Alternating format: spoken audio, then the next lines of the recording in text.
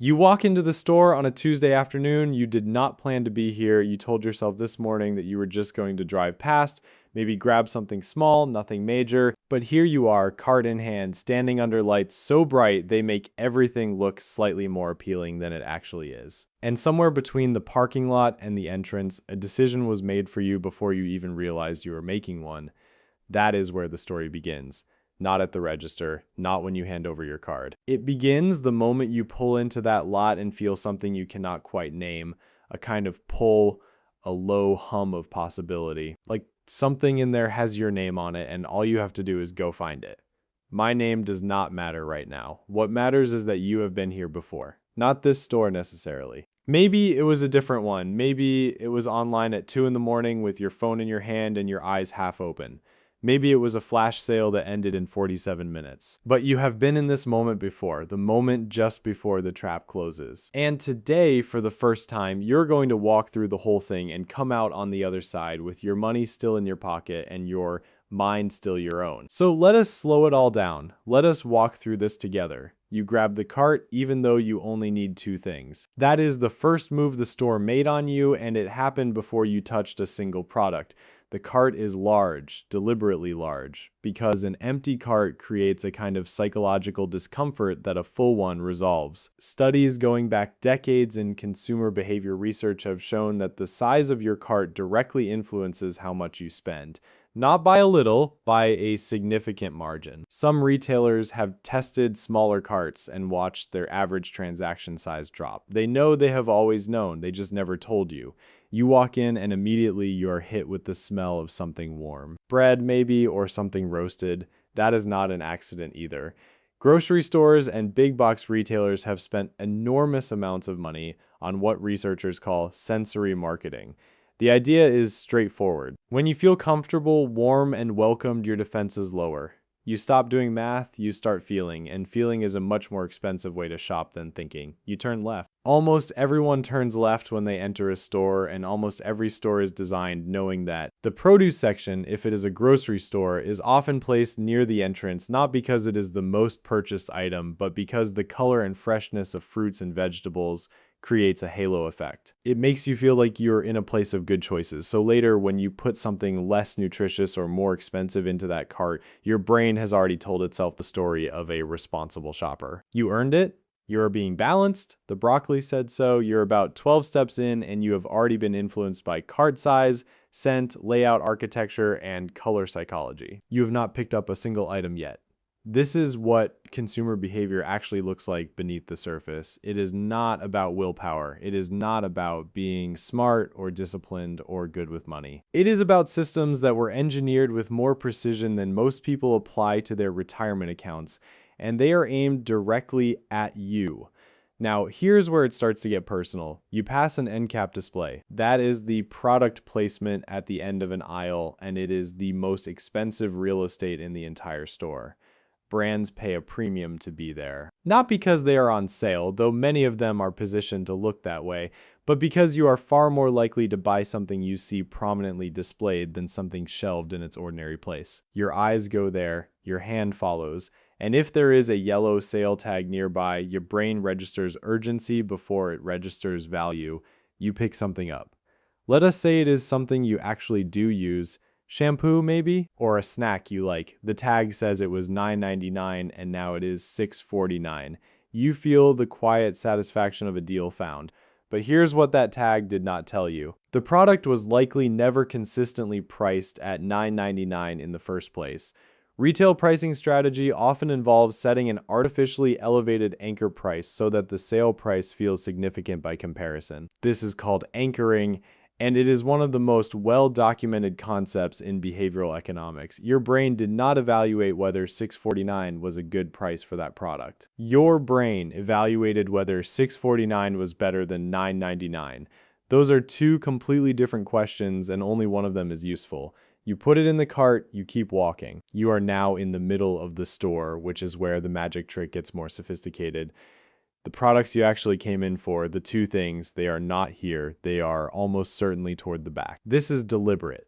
The journey to get what you need takes you past everything you did not come for. Every aisle you drift down is an opportunity the store created. Every product at eye level was placed there because eye level sells. The bottom shelf holds the cheaper off-brand alternative. The top shelf holds the specialty item. The middle shelf holds the product with the highest margin positioned directly in your line of sight. The store is not a store. It is a maze designed by people who understand your habits better than most of your friends do. You reach the aisle with what you came for, but right beside it is a buy two, get one free offer. And you pause. Because mathematically, if you were going to buy this anyway, buying three for the price of two sounds like basic arithmetic working in your favor, and sometimes it is. Sometimes that is a genuine value. But ask yourself honestly, and I want you to really sit with this question. Were you going to buy two of these this month? Are you going to use all three before they expire or before they pile up in a cabinet you forget about? Because free only means free if you were going to pay for it anyway. Otherwise, it is a discount on spending you were never going to do.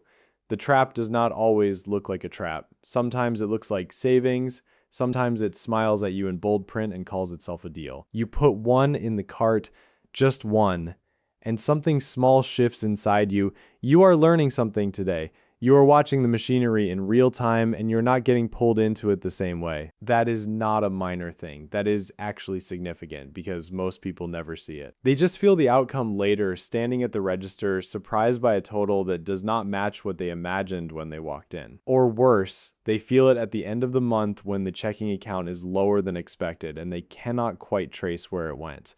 Let us talk about that for a second. The invisible drain, it is rarely one big mistake that keeps people financially stuck.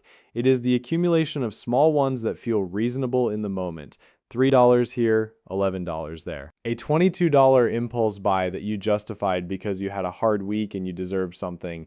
None of those amounts feel dangerous. But if you are making those decisions 4 or 5 times a week across different stores, different apps, different moments of mild emotional discomfort, you are looking at potentially several $100s a month leaving your account in ways you never consciously authorized. Financial stress in the United States is not primarily a problem of people not earning enough, though income inequality is real and wages have not kept pace with cost of living in meaningful ways for millions of people. But even among people who earn decent incomes, financial anxiety is widespread. And a significant portion of that anxiety is caused not by the size of the paycheck, but by the gap between what comes in and what leaks out before it is ever intentionally directed somewhere. You are walking toward the checkout now. You have the two things you came in for.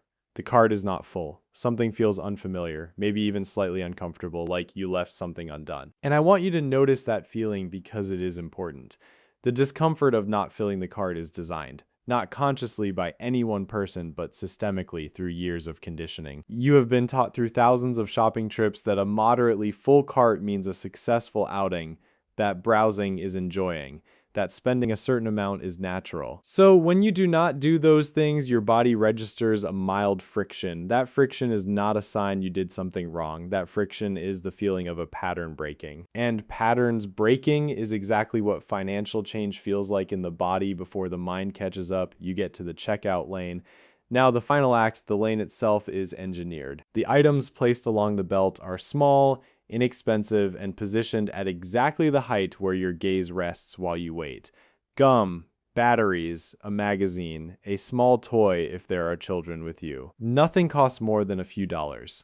But a few dollars multiplied by 52 weeks multiplied by however many times you shop is a number that would surprise you if you calculated it on paper. The checkout lane is not an afterthought. It is the closing argument. You place your items on the belt. You decline the store card that would have given you 15% off today's purchase in exchange for an account that charges 26% interest if you carry a balance. And you do the math in your head without anyone asking you to.